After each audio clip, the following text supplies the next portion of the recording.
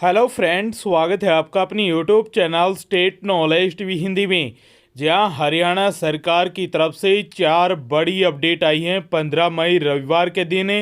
जान लेते हैं इनके बारे में संपूर्ण जानकारी एक एक करके। आगे भी आप हरियाणा और हरियाणा सरकार से जुड़ी हर खबर जानना चाहते हैं, हरियाणा की सभी खबरों के लिए स्टेट नॉलेज टीवी हिंदी को सब्सक्राइब जरूर कीजिएगा। शुरू करते हैं वीडियो को।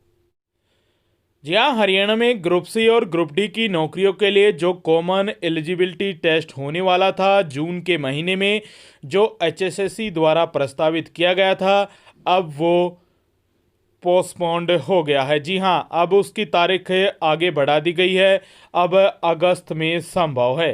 नेशनल टेस्टिंग एजेंसी यानी NTA के पास अगस्त से पहले कोई समय नहीं है। हो सकता है कि आपका एग्जाम अगस्त में भी ना हो। क्यों? क्योंकि इस समय यानी अगस्त के महीने में जो पंचायती चुनाव हैं वो प्रस्तावित किए गए हैं राज्य चुनाव आयोग द्वारा। जी हाँ, पहले वार्डबंदी होगी, उसके बाद आपके जो चुनाव हैं वो अगस्त के तीसरे और चौथे महीने में संभावना बनी हुई है चुनाव को लेकर।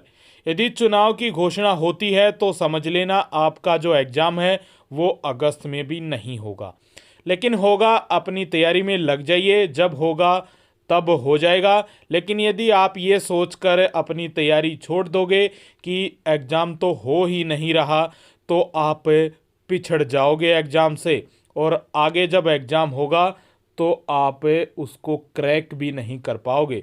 तो तैयारी में लग जाइएगा, जब एग्ज़ाम होगा तब हो जाएगा। जो HSSC की तरफ से जो पॉलिसी जारी की गई थी उसमें भी कुछ खामियां हैं, और कुछ डिपार्टमेंट की योग्यता को लेकर, कुछ डिपार्टमेंट की आयु को लेकर भी डाउट है, वो अब क्लियर होने वाले हैं। उसके बाद ही एग्ज़ाम को लेकर अपडेट आएगी, लेकिन ये संभव है कि अगस्त से पहले आपका एग्ज़ाम नहीं होगा।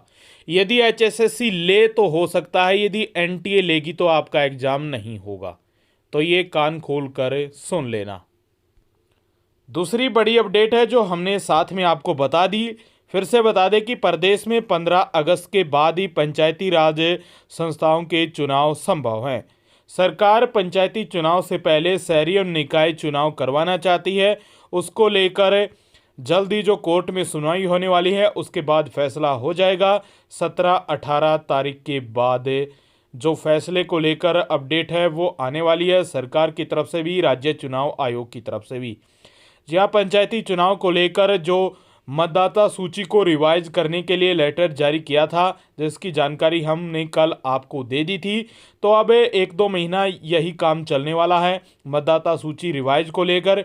उसके बाद आपकी जो तारीखों का ऐलान होगा, और ये तारीख 15 अगस्त के बाद ही संभव है। तीसरी बड़ी अपडेट है कि प्रदूषण फैलाने वाले ईंट भट्टों पर कसेगा शिकंजा।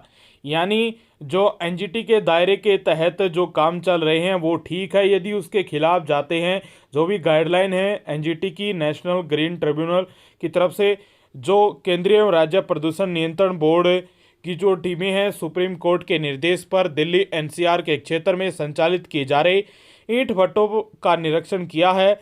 इसमें कई जो ईंट भट्टे हैं उनमें खामियां पाई गई हैं। तो ये बड़ी अपडेट है, उन पर शिकंजा कसा जाएगा।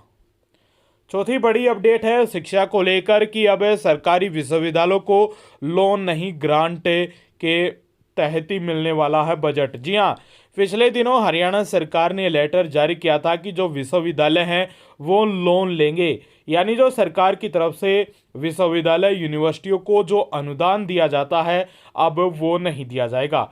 लेकिन वो अपना फैसला सरकार ने वापस ले लिया।